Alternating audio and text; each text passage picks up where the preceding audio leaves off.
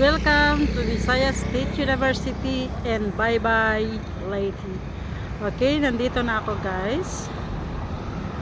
At first time kong nakapunta dito sa bye-bye Leyte. Ito ang main entrance. At dalawa yan silang ito sa kabila siya. Hindi siya makuha kasi may puno. Kaya ito siya is dalawa siyang dito sa kabila. Tatawid ka sa tatawid ka sa kalsada na yan at papasok sa another gate. Doon banda is ang market, dorm, at saka okay lang. At saka yung mga parintahan guys, may mga parintahan din sila sa loob. Pwede kang mag-rent doon pero needed mo talaga siyang mag-inquire at mag-online. Ano ba yun? Yung kailangan mo silang tawagan muna before ka pupunta kasi sometimes guys is madali siyang mapuno. Okay, ito ang isa sa pinakamalaking state university dito sa Visayas guys. Ang noon is ang pangalan niya ay VISCA, but ngayon ay state university na siya, kaya ang pinangalan niya ngayon is BSU, Visayas State University. Before is VISCA ang pangalan niya, hindi pa siya state. Kaya try tayong papasok doon kung makapasok ako doon guys. Pero hindi ko alam kung makapasok ako doon kasi may guard siya. Pero yan ang mga school, nandyan yung mga school, lahat ng mga ano ba yan, first year hanggang sa fourth year college, lahat ng mga subject doon.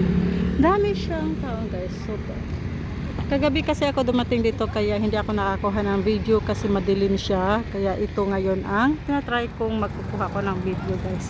But I try to na makapasok pa ako sa loob. Ano siya? Anniversary Assembly Scientists and Convention. Ito ang nasa diri guys is nasa agianan sa Parataura.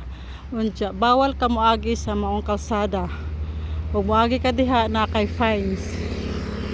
Kinahanglan diri ra ka moagi sa mga agianan sa tao. Okay?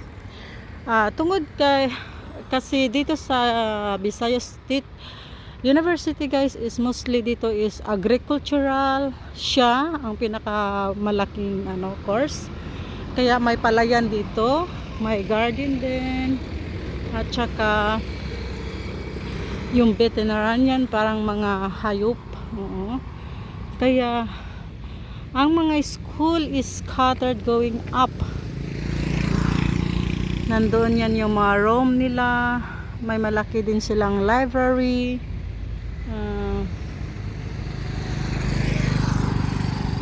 Papasok siya doon guys. Yun ang mga room doon din. Okay. Kaya mostly dito is kung mas maganda may sasakyan ka din para makapasok ka guys. Hindi na ako pupunta doon sa malayo kasi malaking campus siya, as in malaki, in how many hectares siya dito guys, kaya hindi ko siya kayang iikutin. Kaya dito lang muna ako dito sa main entrance, tapos pupunta ako dun sa kabila na gate guys. Kaya stay tuned. Yan ang second gate, pupuntahan natin yan guys. Okay, napot sila ATM dito guys, Lanbang PNB ATM. Okay, doon ang market, na may market ba doon? Hindi ako nakapunta guys. Tapos ito ang second gate. Ang mostly dito guys is dorm, yun ang sinasabi ko kanina. Dito yung dorm, mga parintahan ng mga higaan.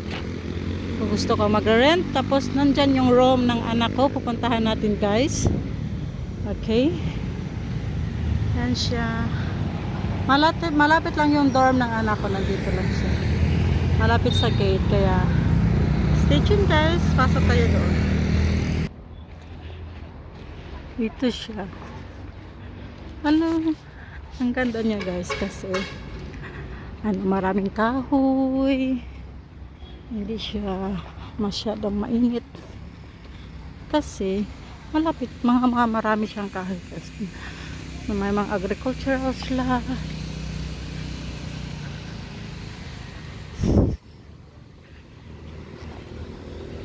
Hindi ko na maalala kung saan na yung dorm ng ito. Anak ko. Doon yata ako sa kabila. And I safety and first office.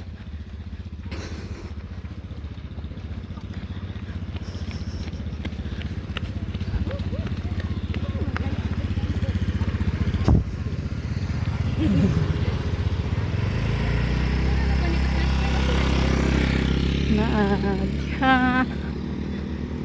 Hindi ko na maalala kung saan na yung dorm ng anak ko. Tabok ha, kuwari. Tabok. Asa ko matabok?